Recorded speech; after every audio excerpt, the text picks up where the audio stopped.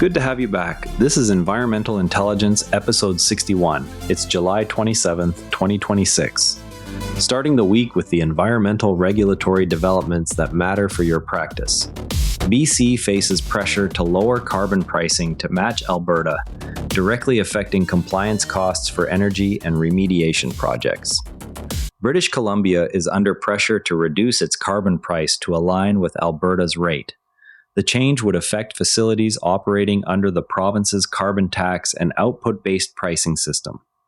Projects involving emissions reporting, site remediation, energy use, or fuel consumption face direct cost implications if alignment occurs. If you only note one thing today for your compliance calendar, review project budgets for potential carbon cost reductions in British Columbia energy and remediation work, with a provincial response expected within 30 days. The development stems from interprovincial competitiveness concerns in the energy sector. Current British Columbia pricing creates higher compliance costs for facilities subject to the province's carbon tax and output-based pricing system. Consultants should track ministerial announcements for any formal policy shift. No consultation timeline has been announced. In Ontario, Kincardine Council received a request for stronger environmental operating procedures at local facilities. The request targets operational practices with potential implications for emissions and waste management compliance. No regulatory amendment has been proposed yet.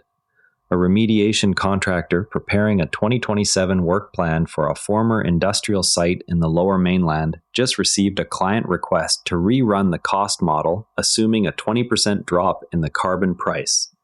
The current British Columbia rate directly affects diesel consumption charges for excavation, thermal desorption, and off-site transport. Alberta's lower rate creates a clear benchmark that British Columbia facilities are now citing in contract negotiations. Experienced practitioners flag the fuel surcharge line item first when interprovincial pricing gaps appear, because even modest reductions compound quickly on high-volume soil movement. The mistake I see most often is treating the carbon price as a fixed overhead rather than a variable that must be modeled against specific equipment hours and transport distances.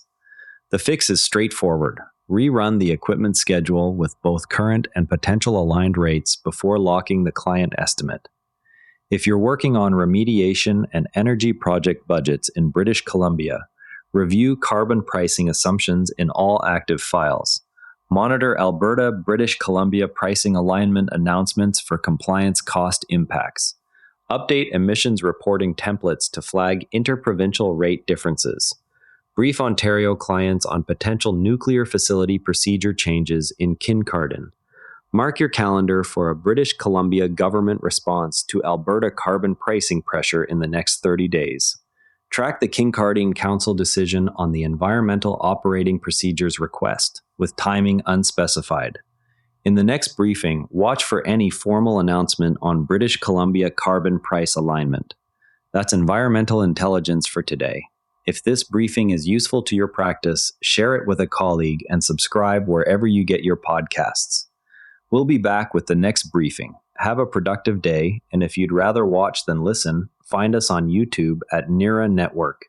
Links in the show notes. And before you go, this show is part of the NERA Network, a family of daily podcasts on tech, science, and markets, each one a short, sharp briefing you can finish on the commute.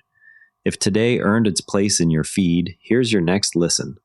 OmniView, a balanced daily world news briefing that takes every side seriously. Find every show free at neranetwork.com. And on the website, every episode's visuals live in our free image gallery at neranetwork.com/gallery. Royalty free under Creative Commons. Download with attribution. This episode used AI voice synthesis of my voice. Editorial selection and analysis are my own.